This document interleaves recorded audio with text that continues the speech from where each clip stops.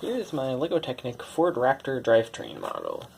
So the different parts it has is a V6 engine at as close to a 60-degree angle as I could get, a gearbox which is supposed to simulate the original one with 10 speeds in reverse, but because of the way LEGO works, mine ended up being easier to have more gears. So mine is a 12 plus 4 reverse gearbox. And then we've got a 2-speed transfer case, and then we've got a 3-function transfer case here that has rear-wheel drive, all-wheel drive, and 4-wheel drive positions, which I'll get to in a minute. Then we've got a torsen front differential. We've got a few different controls. We've got one here for the speed of the transfer case, one for the drive mode. This knob here slowly shifts the transmission. Then we've got motor to run the engine. The power function is L motor. So, let's start with the engine.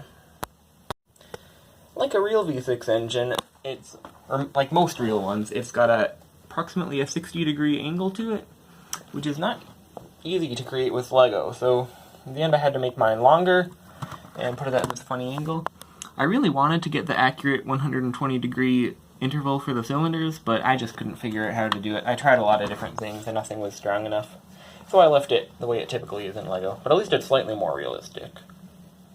Then if we move on to the transmission, this is a modification of a 12-speed I made a long time ago, which was actually extremely easy to convert to a 12 plus 4R. All I had to do was add this gear and those drive rings, so this is used when it formerly wasn't. So really easy to do. So it's basically a 4x4 principle. Up here we have a narrow ratio 4-speed. The input is up here, so it can run either these at 1:1 or these at 3:5. Then depending on whether it goes on the top axle or the bottom axle, this this gear here, that 16, gets driven at different speeds. So if it's the top axle like it is right now, it's 1:1 from there out, but if it's the bottom one, it drives a 22 gear, which then drives a dark gray 16 right there that's at a quarter stud off. So let me turn that on, which then drives this one again, so it's slightly faster. But overall, the range of this gearbox is very small. So anyways, then from there, the drive gets moved over. So it comes from here, gears it down, comes down, and drives this one very slowly at a 9 times reduction. So again, that axle, like that, which then drives this blue gear at approximately 1:1, a little bit faster, but pretty close. But then the other half gets driven directly off these 16 teeth, so it's at about a 1:1 ratio. It is a 1:1 ratio, no approximation. And if we go on this side, we've got a few options. We can choose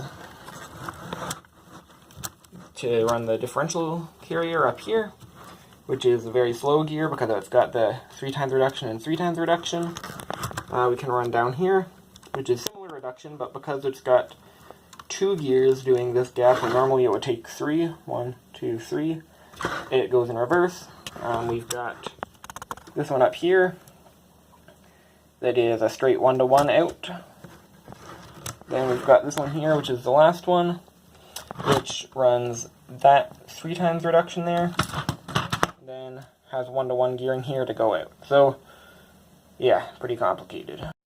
I'll show some examples of different speeds later, but for now I'll demonstrate the transfer case. So this is super simple. Drive comes in here, comes out there at either reduction or 1:1. And then down here is where it gets a bit more complicated. I learned about this transfer case from a YouTube video recently. Didn't realize that this vehicle had it. So anyways, a normal 4-wheel drive vehicle would just have straight 4-wheel drive where the front and rear wheels are locked together, and then a rear-wheel drive mode where only the rear wheels are connected. Because you can't drive with all 4 wheels together on pavement without a central differential because things will bind up. But then the alternate option for like an all-wheel drive vehicle would be to have the front and rear wheels always driven with a central differential in there, which may or may not be lockable. But anyways, for this truck, Ford did something kind of interesting. Instead of doing the central differential unlock or the no differential and park time, they've got a few modes. So we've got the straight rear wheel drive, which is what it is right now. This is supposed to be simulating half of a universal joint. And then we've got the normal four-wheel drive, where these are all locked together. And we can drive our front universal joint halves. But then we've also got this one here, which is a simplification of the real one. But basically, what it does is it drives the front wheels as well, but it drives them through a clutch gear. So if there's resistance on it, it'll just slip and go to rear-wheel drive. So my understanding is that the real truck uses fluid coupling, which I'm not super familiar with, instead of this clutch gear, so it is going to be pretty high resistance, but if you drive it on pavement, it'll have enough slip to it that you don't destroy the drivetrain. So I just simulated that with a clutch gear, thought it was an interesting solution. So then from the transfer case, we've got the half universal joint, which would go to the rear axle if I had built that. Then we've got the front here, which drives the long universal shaft up to here, and then runs the torsen differential. So I believe the Raptor had this at least as an option. We've got two worm gears on different shafts here, connected by those 8-tooth gears. It's a limited slip type of differential, so if I run the truck and I hold one side, the other one will eventually lock up. It can't slip indefinitely, but they can run at a speed differential, so it's kind of hard to show it, but I can actually make this side rotate slower than the other one.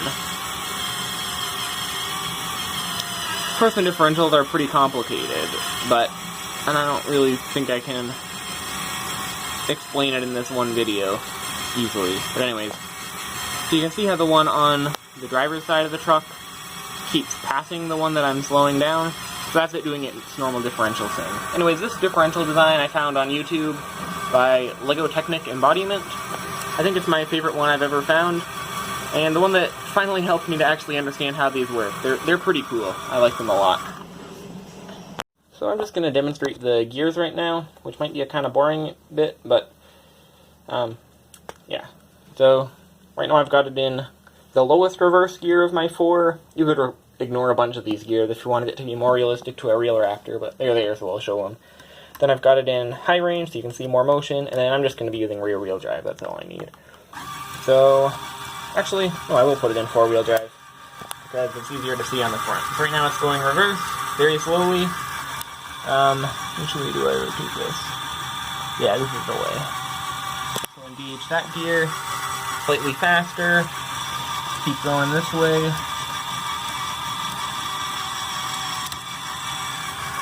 A bit faster in reverse, keep going a bit more. This is my fastest reverse gear. Then pop it forward a speed. This is my slowest forward gear. And next gear up. Second gear. Third gear. Fourth gear. Oops. Okay, fifth gear. Sixth gear. Seventh gear. Eighth gear. Jammed again. Ninth gear.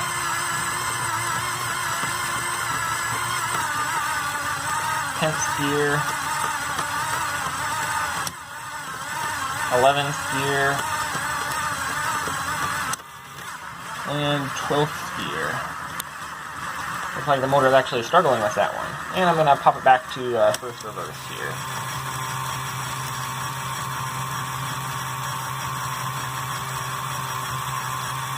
A lot slower. So yeah, I've got a lot more gears than the original truck, but I'm very happy with how many gears I was able to fit in this really small space, and it's all pretty reasonably well braced. I'm a little worried about this coupling here, if I actually had high torque in a real model, but for the most part, I think this is a gearbox usable in an RC car, even though highly inefficient, of course. So the mechanics of the control are very simple, just bevel gears for these. I got a worm gear for the shifting, and then just running a Power Functions large motor, running up that shaft to the motor. I actually paneled in the bottom because I could. Power Functions battery there. And anyways, overall this was a very quick model to build, but I'm pretty happy with how it came out.